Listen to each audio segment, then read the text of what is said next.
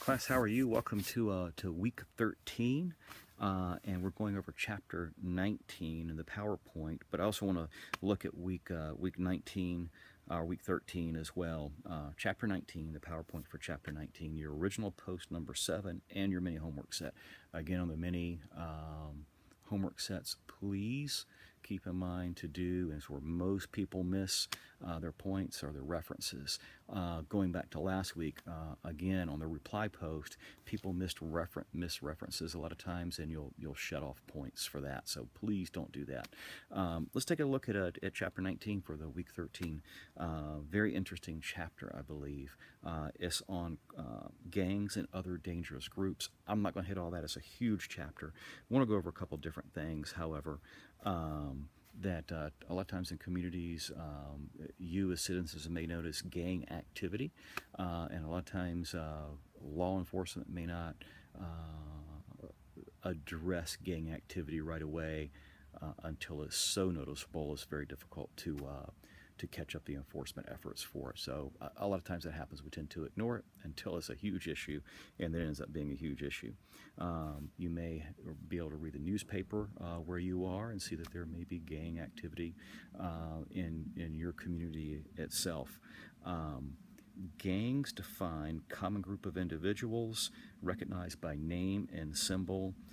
They have some sort of allegiance for some sort of common purpose, typically illegal activity. They engage in continuous unlawful activity. Now, keep in mind in Virginia and other states as well, is that there is a common, there's a official definition of a gang. If you're not, if you don't meet the official definition of the gang, we can't call a gang, or an individual a gang member. So that goes sideways sometimes. Gangs are a very serious concern for law enforcement, and the gang violence, as you well know, can be a very significant concern. People join gang for various reasons. You may know somebody's a gang member, and I do know I have my face halfway cut off just so you can see the background back behind my shoulder here.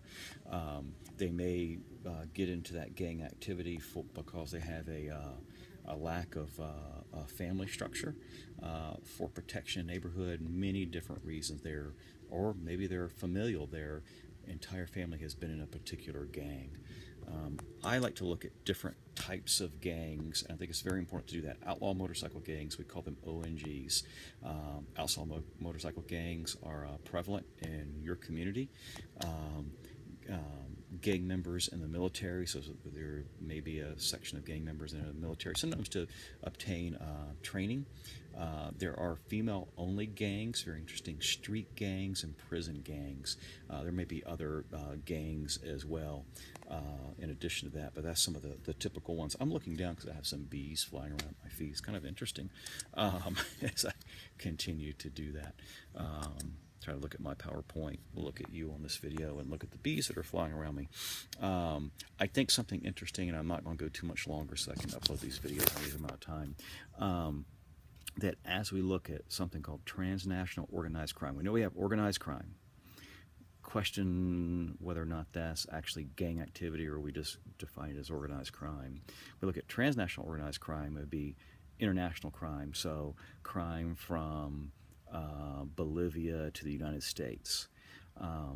Typically, the drug cartels try to get drugs, cocaine from Bolivia, into the United States.